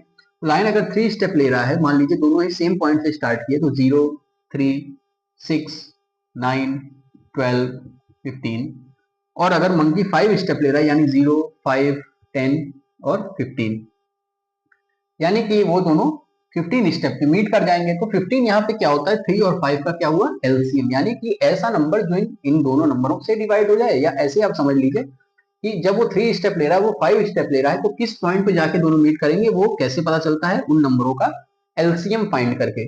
ठीक उसी तरीके से अगर आप ये एग्जांपल समझ गए हो, तो यहाँ पे आप देखिए, ध्यान दीजिएगा कि सोनिया को जो है 18 मिनट्स लगते हैं, 18 मिनट्स, और रवि को कितना लगता है, 12 मिनट। अब आप अगर इन दोनों नंबरों का एलसीएम फाइंड कर लो, तो 18 का जो प्राइम फैक्टर हो जाता है 2 इंटू 9, और 9 को आप लिख सकते हो 3 इंटू 3, और 12 को आप लिख सकते हो 2 इंटू 6, यानी 2 इंटू 2 इंटू 3। तो इनका एलसीएम की बारी आई, तो एलसीएम हम कैसे फाइंड करते हैं, सारे नंबर उतार लीजिए, कौन कौन से हैं, 2 और 3 ही दिख रहा है। अब 2 की मैक्सिमम पावर देखिए यहाँ पे कितनी है, 2 है, और 3 की मैक्सिमम पावर भी यहाँ पे 2 है, यानी कि 2 की पावर 2 4, और 3 3 9, यानी कि 36। इसका मतलब ये हुआ कि अगर वो दोनों सेम टाइम पे स्टार्ट कर रहे हैं और सेम पॉइंट पे स्टार्ट कर रहे हैं, तो अगर सोनिया को 18 मिनट लग रहा है एक चक्कर लगाने के लिए, और रवि को 12 मिनट लग रहे हैं लगाने के लिए, तो इसका मतलब जब 36 मिनट हो जाएगा, तब ये दोनों आपस में मीट कर जाएंगे। तो वो ऐसे क्वेश्चन में आप क्या करो, ऐसे क्वेश्चन में आप एलसीएम फाइंड कर लिया करो उन नंबरों का, तो आपको ये पता चल जाएगा कि वो दोनों कब जाके मीट करेंगे, बिकॉज 36 एक ऐसा नंबर है जो इन दोनों नंबरों से डिवाइड हो रहा है, जो इन दोनों नंबरों का कॉमन मल्टीपल है। ठीक है, सबसे छोटा कॉमन मल्टीपल है, यानी कि इस टाइम पे वो लोग मीट कर जाएंगे, और आगे भी मीट कर सकते हैं, बट सबसे छोटा टाइम तो यही होगा 36 मिनट, जिसपे वो लोग मीट कर जाएंगे। अब आप खुद सोचिए अगला क्या हो सकता है, 72 मिनट पे भी वो मीट करेंगे, बिकॉज 12 6 72, और 18 4 72, यानी कि 36 मिनट पे भी वो लोग मीट करेंगे, 72 मिनट पे भी मीट करेंगे, एंड सो ऑन। ठीक है, आगे भी मीट करते रहेंगे अगर कंटिन्यू करते रहते हैं वो चलाना। ठीक है, तो इस तरीके से आप इस क्वेश्चन को अटेम्प्ट कर सकते हो और समझ सकते हो कि कहना क्या चाह रहा है वो। अगर वो दोनों एक 18 मिनट ले रहा है और एक 12 मिनट ले रहा है, और अगर वो सेम पॉइंट पे स्टार्ट कर रहे हैं, तो वो लोग सबसे पहले 36वें मिनट पे मीट करेंगे, फिर 72वें मिनट पे मीट करेंगे, एंड सो ऑन। तो इस तरीके से आप क्वेश्चन नंबर 7 अटेम्प्ट कर सकते हो, इसका सोल्यूशन देख सकते हो। तो इस तरीके से हमने एक्सरसाइज 1.1 के सभी क्वेश्चन को डिस्कस कर लिया। अब चलिए आगे बढ़ते हैं, एक्सरसाइज 1.2 के सॉल्यूशंस को देखते हैं। तो चलिए अब एक्सरसाइज 1.2 स्टार्ट करते हैं, और 1.2 में जो फर्स्ट क्वेश्चन है वो कह रहा है कि prove that root 5 is irrational. Prove that root 5 is irrational. देखिए ये जो सॉल्यूशन होगा, ये रूट 5, रूट 2, रूट 3 सभी के लिए एप्लीकेबल होगा, बस वहां पे डिजिट चेंज हो जाएंगे, 5 की जगह 2 आ जाएगा और 3 आ जाएगा। बट मेथड आपका जो हम अभी मैं आपको समझाने यहाँ पे जा रहा हूँ, वो prove that root 5 is irrational, इसके लिए भी एप्लीकेबल है, रूट 2 के लिए भी, रूट 3 के लिए भी। तो आप इसको थोड़ा ध्यान से समझिएगा। देखिए होता क्या है कि अभी यहाँ पे लिखा है कि prove that root 5 is irrational, तो प्रूव हम उन्हीं चीजों को कर सकते हैं जो वास्तविक में एग्जिस्ट होती होंगी। भाई इसका मतलब ये हुआ कि रूट 5 इरेशनल है, तभी तो आप उसको प्रूव कर पाओगे, अगर वो नहीं होता तो आप प्रूव कैसे कर लेते। तो सबसे पहले आपको ये चीज समझनी है। अब दूसरी बात आई कि रूट 5 अब इरेशनल है, तो रेशनल क्या होते हैं, रेशनल और इरेशनल नंबर्स क्या होते हैं। तो आप थोड़ा सा ये सोचिए कि जो रेशनल नंबर होते हैं, जैसे आपने बुक में वगैरह में देखा होगा, वहां पे लिखा रहता है P/Q की फॉर्म में होते हैं, और Q जो है जीरो नहीं होता, बिकॉज Q अगर जीरो हो गया, यानी किसी भी नंबर को अगर हम जीरो से डिवाइड कर दें, तो क्या हो जाएगा, सपोज जैसे मान लीजिए कि Q अगर जीरो हो गया, यानी कि P/Q अगर मान लीजिए Q जीरो है, इसका मतलब क्या हुआ कि P/0। सपोज करिए कि अगर, या चलिए ठीक है, कोई एक नॉर्मल नंबर ले लेते हैं, मान लीजिए यही 5 को मैंने जीरो से डिवाइड किया, P/Q के फॉर्म में है, अभी मैंने Q जीरो रख लिया, तो इसका मतलब क्या है कि 5 जीरो से डिवाइड हो रहा है। ठीक है, यहां से हमको ये पता चला। मान लीजिए इसकी वैल्यू आई x, यानी कि 5 को हमने 0 से डिवाइड किया और इसका आंसर आया x, सपोज करिए। तो अब यहाँ पे आप देखो, अब इसको क्रॉस मल्टीप्लाई करो तो हो जाएगा 5 is equal to 0 into x, इसका मतलब 5 बराबर 0, यानी 0 इंटू एक्स का मतलब क्या हुआ, 0। तो इससे हमको ये पता चला कि 5 जो है 0 के बराबर है। तो आप खुद सोचिए क्या ये पॉसिबल है, ऐसा हो नहीं सकता।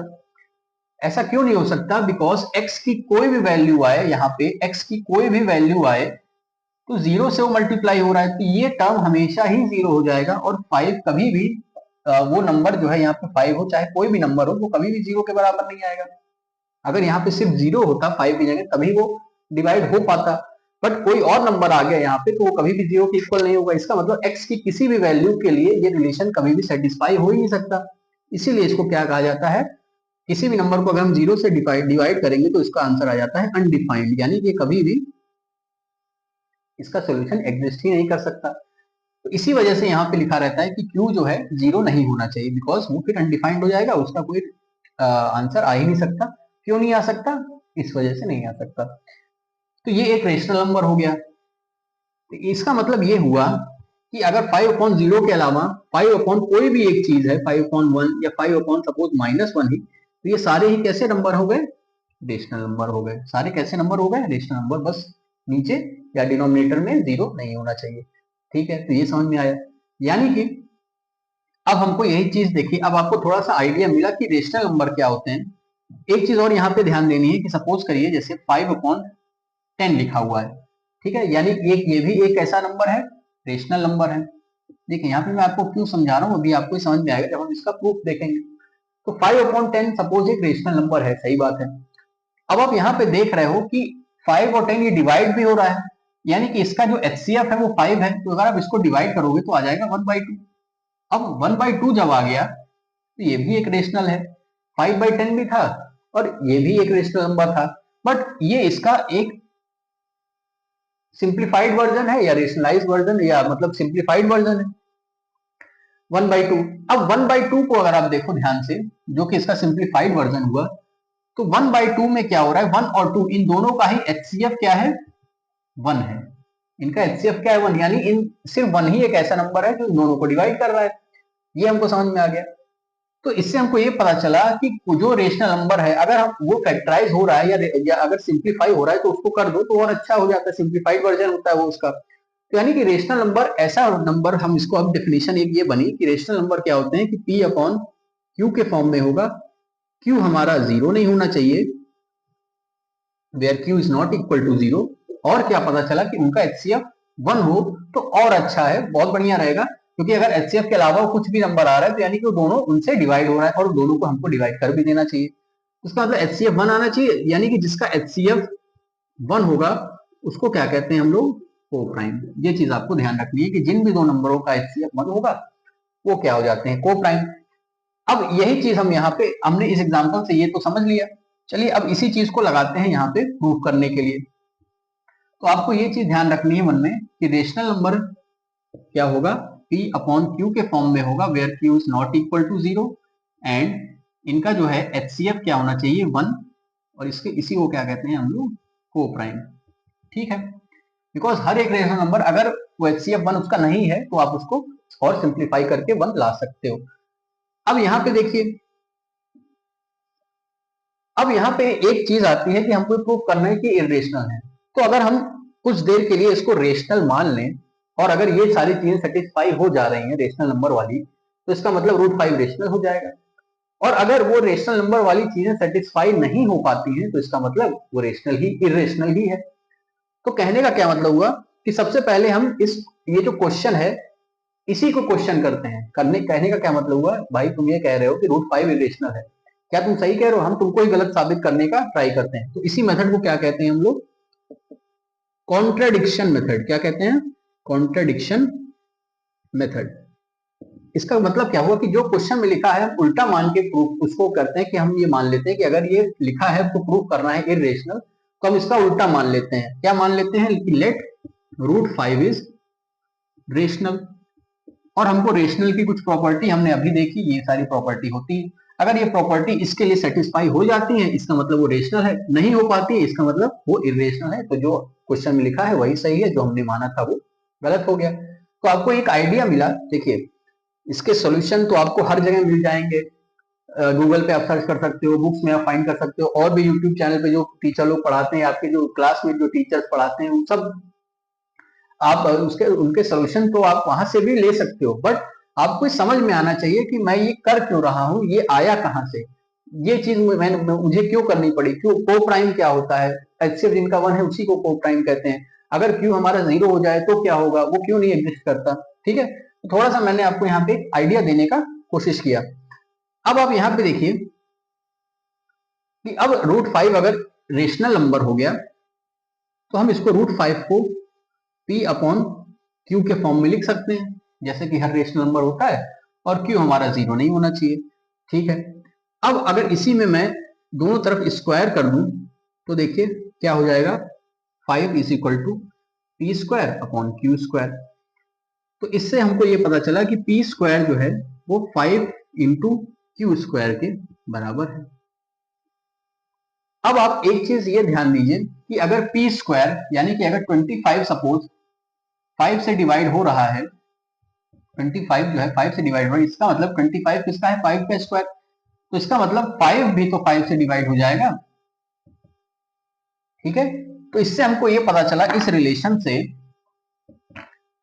कि P is divisible by 5, P जो है 5 से डिविजिबल है।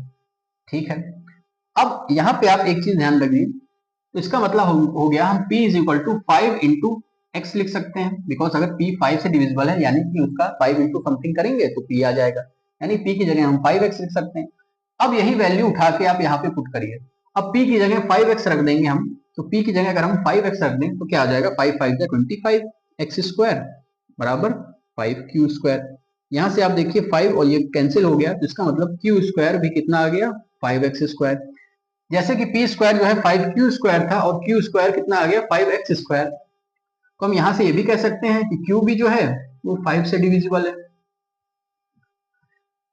तो इसके हमको ये पता चला कि P भी 5 से डिविजिबल है, Q भी 5 से डिविजिबल है। इसका मतलब P और Q दे आर नॉट को प्राइम, इनका HCF 5 है, इनका HCF क्या है, 5 है, 1 नहीं है। इसका मतलब ये को प्राइम नहीं है, और अगर ये को प्राइम नहीं है इसका मतलब ये क्या हो गया कि जो हमने माना था, जो हमने लेट किया था या अज्यूम किया था, वो क्या हो गया, गलत हो गया। तो फिर आप यहां पे लिख सकते हो कि दिस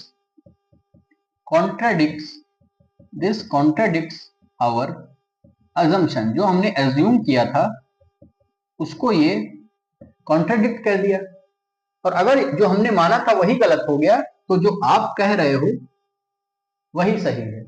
इट मीन्स कि √5 इज इरेशनल। अगर वो रेशनल होता तो वो कभी भी क्या होते, P और Q हमेशा को प्राइम ही आते, जैसा कि हमने यहाँ पे देखा उसकी प्रॉपर्टी में। बट अगर वो नहीं आ रहा है को प्राइम, तो इसका मतलब जो हमने अज्यूम किया था कि वो रेशनल है, इसका मतलब वो रेशनल नहीं है, वो क्या है, इरेशनल है।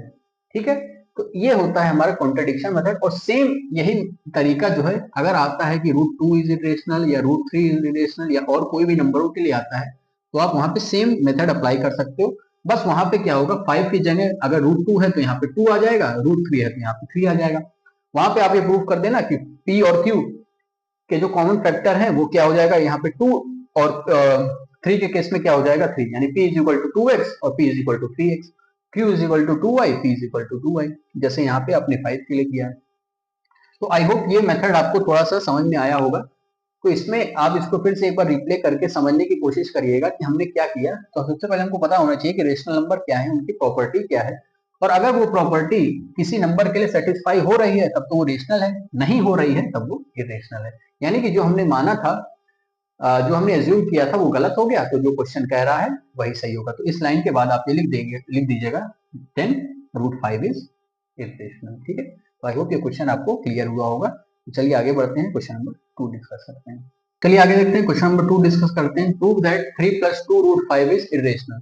तो इस क्वेश्चन में जैसे हमने क्वेश्चन नंबर 1 में अभी देखा कि √5 को हमने वहां पे इरेशनल प्रूव किया, तो उसी चीज का हम यूज यहाँ पे करेंगे। तो सेम यहाँ पे भी आपको कॉन्ट्रडिक्शन मेथड ही यूज करना है, सेम हम यहाँ पे भी कॉन्ट्रडिक्शन मेथड यूज करेंगे। और इसको जो है हम ये जो टर्म है 3 + 2 √5 को हम क्या होगा, एक रेशनल नंबर मान लेंगे, लेट इट इज रेशनल। अब अगर ये रेशनल है तो 3 + 2 √5 को जो है हम P/Q के फॉर्म में लिख सकते हैं। ठीक है, तो ये तो हो गया कि कॉन्ट्रडिक्शन में हमने किया क्या। अब जैसा कि मैंने आपको कहा कि जैसे हमने √5, मुझे पता है कि √5 जो है एक इरेशनल नंबर है, बिकॉज हमने ये चीज प्रूव भी की क्वेश्चन नंबर 1 में। तो मान लीजिए यहाँ पे अगर √5 की जगह √2 या √3 रहता तो भी हम उस चीज का यूज कर सकते थे, बिकॉज हमको इस क्वेश्चन तक हमको ये पता चल गया है कि √2, √3, √5 ये सब कैसे हैं, इरेशनल नंबर है। हमको यहाँ पे ये मान के चलना है, बिकॉज अब यहाँ पे ये नहीं बोल रहा है कि √2, √3, √5 को आपको प्रूव करना है इरेशनल। आपको ये पता है कि ये नंबर्स इरेशनल हैं। अब इसी कॉन्सेप्ट का यूज हमको इन क्वेश्चंस में करना है, चाहे ऐसे क्वेश्चन हो, चाहे यहाँ पे माइनस हो, चाहे अपॉन में हो, तो वहां पे हमको इस चीज का यूज करके चलना है।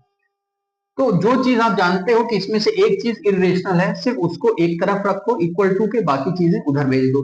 कहने का क्या मतलब हुआ कि मेरे को यहाँ पे सिर्फ और सिर्फ √5 चाहिए लेफ्ट हैंड साइड में, तो बाकी चीजें मैं राइट हैंड साइड भेज देता हूँ। तो एक एक स्टेप में करते हैं। तो मैंने सबसे पहले 3 को उधर भेजा, तो बचा p/q -3। इसको आप सॉल्व करोगे तो आ जाएगा p - 3q upon q, LCM लेके। अब √5 आप यहाँ पे सिर्फ रखिए, 2 भी उधर भेज दीजिए, तो आ जाएगा p - 3q अपॉन 2q। अब इस चीज को आप थोड़ा सा ध्यान से देखिए। अभी मैंने एज्यूम किया था क्या कि ये एक रेशनल नंबर है, और रेशनल है तो p/q के फॉर्म में होते हैं। और कोई भी नंबर है अगर p/q मतलब क्या, वो कोई नंबर ही होगा, बस यहाँ पे q क्या है, 0 नहीं होना चाहिए। अगर q यहाँ पे 0 नहीं है और p और q कोई भी नंबर हो सकता है, तो कुछ भी हो सकता है, जैसे यहाँ पे 5/3 हो गया, या 5/-3 हो गया, या कुछ भी हो गया, कोई भी नंबर हो गए। तो यानी कि अगर हम उसमें माइनस प्लस दोनों चीजें भी आ सकती है भाई p/q में, तो वो इन सारे नंबरों को इंटीजर्स भी आप कह सकते हो, ठीक है। तो अगर p और q मान लीजिए यहाँ पे क्या है, इंटीजर्स हैं। p और q क्या है, इंटीजर्स हैं। क्यों इंटीजर्स हैं, बिकॉज वो एक रेशनल नंबर है। p और q अगर रेशनल है तो p और q इंटीजर्स भी हो सकते हैं, यानी कि वो पॉजिटिव नंबर भी आप ले सकते हो, निगेटिव नंबर भी ले सकते हो। और हम ये जानते हैं निगेटिव नंबर और पॉजिटिव नंबर का एक कॉम्बिनेशन को हम क्या कहते हैं, इंटीजर्स। तो अगर p और q इंटीजर्स हैं, तो आप यहाँ पे देखिए, ये जो राइट हैंड साइड है, इसको आप कुछ भी सॉल्व करोगे तो इसका कुछ ना कुछ आंसर आएगा, बिकॉज q आपका 0 नहीं है। यहाँ पे अगर ये रेशनल है तो p/q के फॉर्म में है, हम ये जानते हैं p/q के फॉर्म में होता है, और q जो है हमारा 0 नहीं होता, जैसे हमने क्वेश्चन नंबर 1 में भी देखा।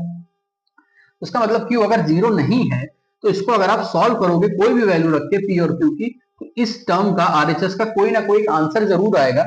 और RHS का जब कोई आंसर आएगा तो वो RHS जो है एक रेशनल नंबर ही होगा, वो एक रेशनल नंबर ही होगा, बिकॉज p और q की जगह आप कुछ भी वैल्यू पुट कर दो other than 0, because q is not equal to 0।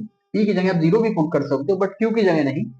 तो इससे होगा क्या कि जब इसको आप सॉल्व करोगे तो कोई ना कोई एक रेशनल नंबर ही देगा। तो इसका मतलब RHS जो हो गया, ये वाला पार्ट रेशनल हो गया। बट अब इस पार्ट को देखो, जो LHS है, LHS का मतलब √5। तो √5 जो है, हम ये जानते हैं कि √2, √3, √5 ये सब कैसे नंबर होते हैं, इरेशनल होते हैं। √2, √3, √5 ये सब कैसे हैं, इरेशनल है।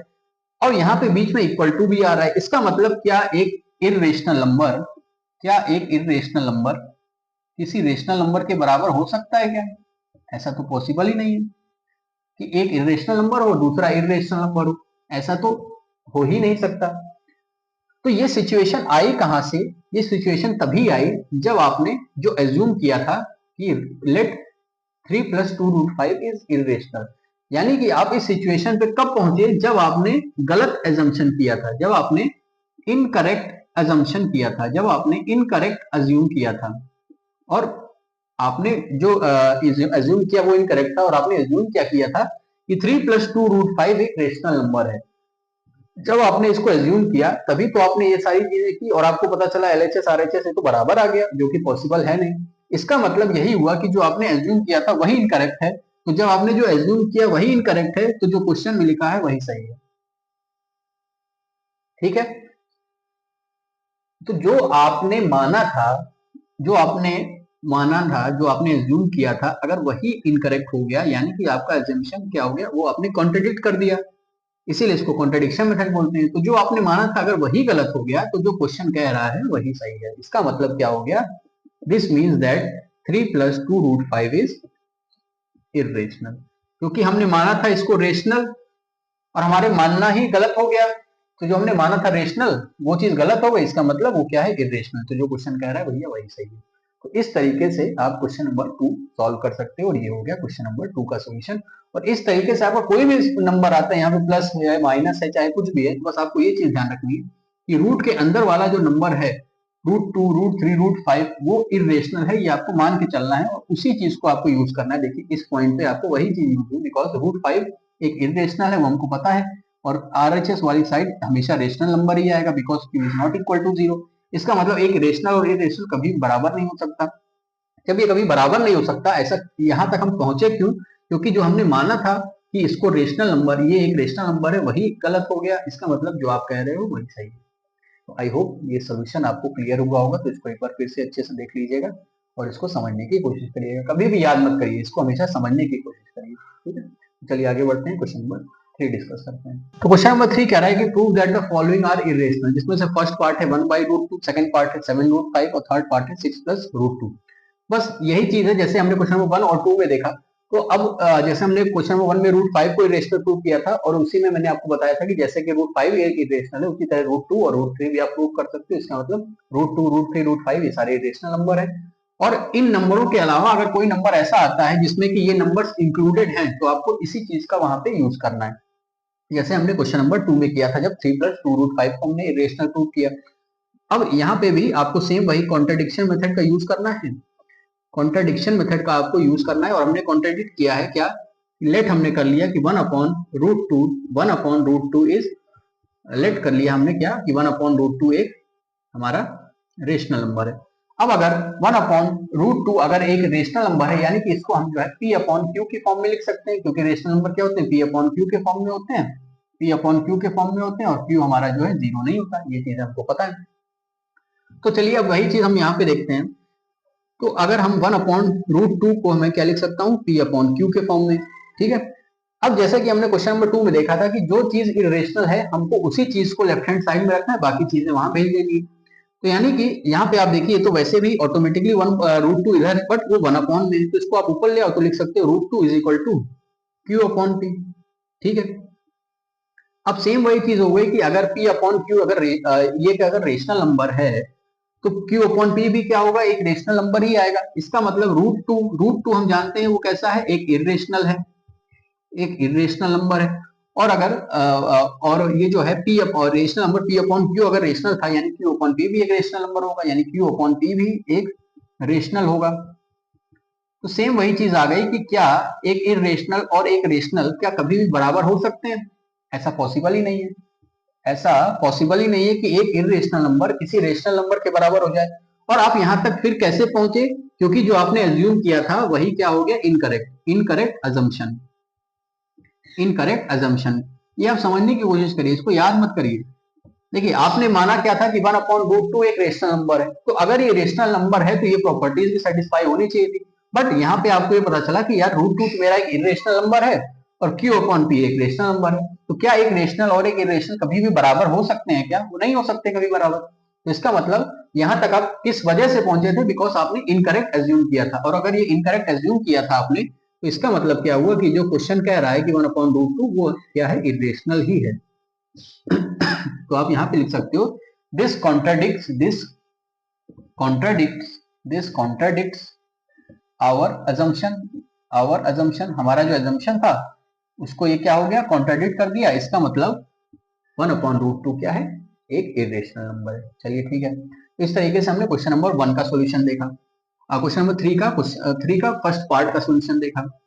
आगे बढ़ते हैं, क्वेश्चन नंबर 3 का जो सेकंड पार्ट है वो है 7√5। अब यहाँ पे भी सेम जैसे हमने प्रीवियस क्वेश्चंस में किया कि हमको पता है √5 हमारा एक इरेशनल नंबर है, और उसी को मेरे को मान के चलना है, उसी को मेरे को इक्वल टू के एक तरफ रखना है, बाकी चीजें उधर भेज दी है। तो यहाँ पे भी सेम हम क्या करते हैं? √5 को हम क्या एक रेशनल नंबर मान लेते हैं।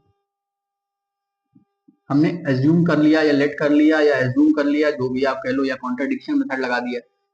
तो यहाँ पे हमको ये पता चला कि अगर ये एक रेशनल नंबर है, इसको भी आप P/Q के फॉर्म में लिख सकते हो। ठीक है, तो इससे हमको ये पता चला कि अगर हम √5 अगर यहाँ पे रखें लेफ्ट हैंड साइड में, बाकी चीजें उधर भेज दें, तो हो जाएगा P/7Q। अब सेम वही चीज बेटा देखो, आप यहाँ पे राइट हैंड साइड वाला ये हमेशा एक रेशनल नंबर ही आएगा, because Q is not equal to 0, और √5 क्या है? एक इरेशनल नंबर है, ये आपको पता है। तो वही चीज आपको लिख देनी है कि एक इरेशनल और एक रेशनल नंबर कभी भी बराबर हो नहीं सकते। जब यहाँ तक आप पहुंचे और वही गलत हो गया, तो आप किस वजह से पहुंचे? जो आपने अज्यूम किया था वही गलत हो गया। Therefore this contradicts our assumption, this contradicts our assumption, यानी कि जो हमने माना था वही गलत है, तभी तो आप यहाँ तक पहुंचे, और जो यहाँ तक पहुंचे वही गलत हो गया। एक रेशनल नंबर और रेशनल नंबर कभी बराबर हो नहीं सकते। इसका मतलब जो आपने एज्यूम किया था वो गलत हो गया, और जो क्वेश्चन कह रहा है वही सही है। Therefore 7√5 is irrational. Therefore 7√5 is irrational. ठीक है, अब चलिए आगे देखते हैं क्वेश्चन नंबर 3 का लास्ट पार्ट, यानी कि थर्ड पार्ट का सोल्यूशन देखते हैं। तो थर्ड पार्ट कह रहा है कि 6 + √2।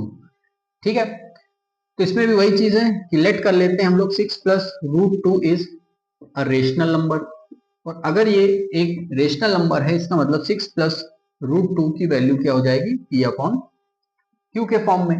अब वही चीज है, आपको पता है कि √2 एक इरेशनल नंबर है और इसी को मेरे को इक्वल टू के एक तरफ रखना है, तो आप √2 यहाँ पे रखो, बाकी चीजें उधर भेज दो। P/Q -6, इसको आप सॉल्व करोगे तो हो जाएगा P - 6Q/Q।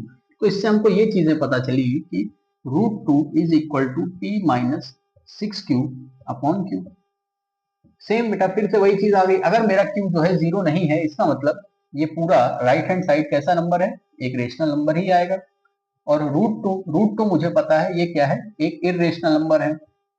ठीक है, तो आपको फिर से यहाँ पे वही चीज लिख देनी है कि एक इरेशनल नंबर, एक इरेशनल कभी भी एक रेशनल के बराबर नहीं हो सकता। एक रेशनल कभी भी एक इरेशनल के बराबर नहीं हो सकता। क्यों नहीं हो सकता? और ये नहीं हो सकता, बिल्कुल सही बात है। और यहां तक आप पहुंचे कैसे? बिकॉज जो आपने एज्यूम किया था वही क्या हो गया, इनकरेक्ट एजम्पशन। ठीक है, तो आप यहाँ पे लिख सकते हो कि this contradicts our assumption, therefore ये नंबर कैसा है, एक इरेशनल नंबर है। कुछ इस तरीके से आप इस क्वेश्चन को प्रूव कर सकते हो कि 6 + √2 क्यों एक इरेशनल नंबर है, बिकॉज हम इसको रेशनल मान के चलते हैं, और अगर लास्ट में हम उसको प्रूव नहीं कर पाए तो जो क्वेश्चन कह रहा है वही सही होगा। तो इसका मतलब ये हो गया कि 6 + √2 एक इरेशनल है। तो इस तरीके से हमने एक्सरसाइज 1.1 और 1.2 के सभी एनसीईआरटी के क्वेश्चंस को डिस्कस किया, उनके सॉल्यूशंस को समझने की कोशिश की। तो आई होप ये वीडियो आपको अच्छा लगा होगा। सभी क्वेश्चंस को अच्छे से आप प्रिपेयर करिएगा, बिकॉज ये सारे क्वेश्चन एनसीईआरटी के हैं। तो आई होप तो ऐसा हो सकता है कि एग्जाम्स में आपको ये हो सकता है हूबहू यही क्वेश्चन देखने को मिले, या हो सकता है इनकी जगह डिजिट्स कुछ चेंज हो सकती है। बस आपको कॉन्सेप्ट यूज करना है। अगर आपको कोई नंबर आता है इरेशनल प्रूव करने के लिए, √2, √3, √5, तो वही चीज आपको वहाँ पे को प्राइम का कॉन्सेप्ट वहाँ पे यूज करके चलना है, और वही कॉन्ट्रडिक्शन मेथड भी। और अगर इन नंबर किसी नंबर में इंक्लूड होकर पूछ रहा है कि वो एक इरेशनल है, तो आपको इन्हीं नंबर का यूज करना है, बिकॉज ये नंबर इरेशनल है। उसी कॉन्सेप्ट को आपको यहाँ पे यूज करके बता देना है कि एक इरेशनल कभी भी रेशनल के बराबर नहीं आएगा। ठीक है, so all the best for your exams, keep studying, keep learning, thank you.